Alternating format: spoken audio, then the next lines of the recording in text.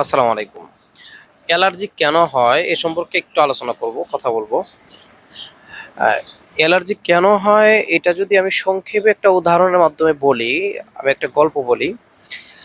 আ একদিন একটা ফেসবুকে রিলস দেখছিলাম, যে জায়গায় একটা দেখতে পাথরের মতো, হুবহু পাথরের মতো ফর্ম বা ভিতরে হাওয়া ভরা কিছু একটা।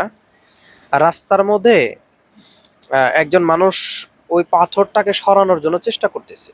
মূলত ওটা পাথর না, মূলত একেবারেই দেখতে মনে হবে ২-৩ মণ ওজন হবে বা ৬০-৭০ কেজি ওজন হবে। কিন্তু মূলত ওটা ওজন সর্বোচ্চ ০.৫ কেজি এরকম। এটা একটা শর্ট ভিডিও রিলসে দেখলাম। তো রাস্তার মধ্যে থেকে যখন এটাকে উঠাচ্ছে, চেষ্টা করতেছে একজন ব্যক্তি। তা একটা, যেহেতু রাস্তার মাঝখানে একটা মাইক্রো বাস আসছে, মাইক্রো এসে যখন রাস্তার মাঝখানে একজন মানুষ ওঠানোর বা সরানোর জন্য চেষ্টা করতেছে, তখন ওই মাইক্রো থেকে মাইক্রো ড্রাইভার বের হয়ে আসছে। দেখলো যে আসলে একজন পারতেছে না, রাস্তাটা পরিষ্কার করা দরকার, তাহলে আমি সাথে যাই। তো উনি মাইক্রো থেকে নেমে ইয়েতে চলে আসছে, রাস্তায় চলে আসছে। আসার পরে ওই যে পাথর, যেইটা পাথর মূলত ওজন ০.৫ কেজির বেশি না, কিন্তু দেখতে এত সুন্দর করে ডিজাইন করা, মনে হচ্ছে একটা পাথর, আর যার ওজন মোটামুটি ৭০-৮০ কেজির কম না।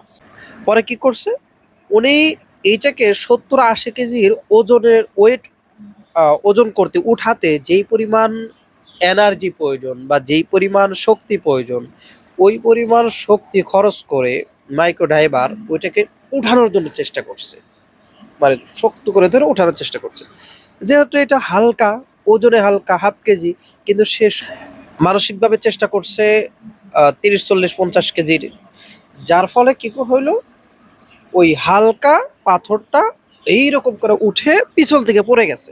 মানে পাথর নিয়েই পড়ে গেছে, ওটা মূলত পাথর না, ওজনে হালকা ০.৫ কেজি, কিন্তু দেখতে ৭০-৮০ কেজি।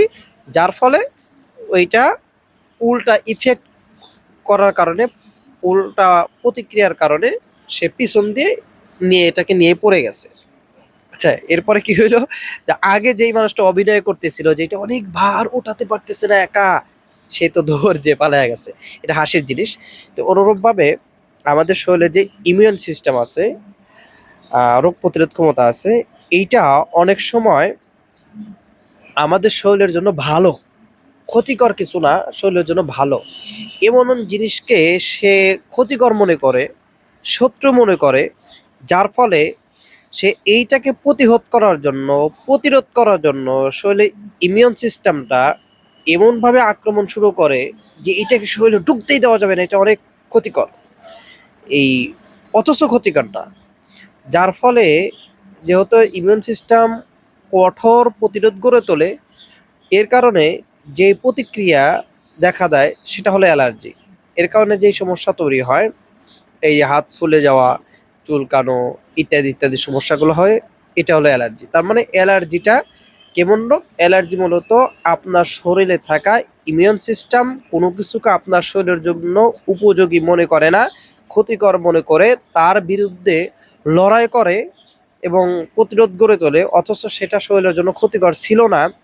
যার ফলে যেই প্রতিক্রিয়াটা, পার্শ্ব প্রতিক্রিয়া দেখা দেয়, এটাকে অ্যালার্জি বলা হয়। আশা করি অ্যালার্জি বিষয়টা বুঝতে পারছেন। এরকম আরও ভিডিও পেতে আসসুন্নাহ দাওয়াখানা ইউটিউব চ্যানেল এবং আসসুন্নাহ দাওয়াখানা ফেসবুক পেজের সাথেই থাকতে পারেন। আর চাইলে এএস ন্যাচারাল লাইফের সাথেও থাকতে পারেন। আসসালামু আলাইকুম।